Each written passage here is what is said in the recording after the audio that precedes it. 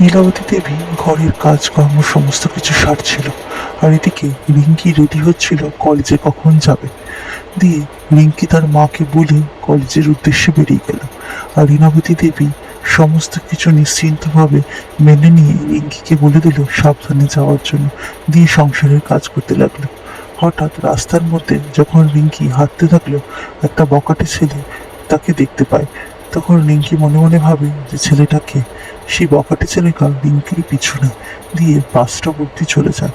তারপর আস্তে আস্তে বকাটে ছেলেটা তার পথ আটকে তাকে ভালোবাসার প্রস্তাব দেয়, কিন্তু রিঙ্কি তাকে না মানায়।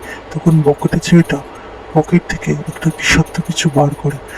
রিঙ্কি অনেক কাকুতি মিনতি করছিল তাকে যেতে দেওয়ার জন্য, কিন্তু সেই বিষাক্ত জিনিসটা ছড়িয়ে দিল রিঙ্কির গোটা গায়ে মুখে সব জায়গায়।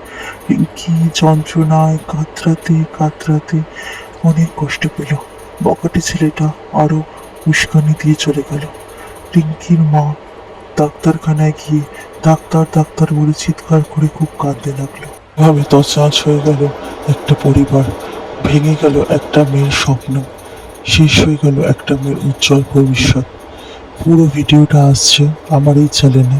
এই ফুল ভিডিওটা দেখতে গেলে অবশ্যই কমেন্টস বক্সে ফুল ভিডিও বলে লিখুন।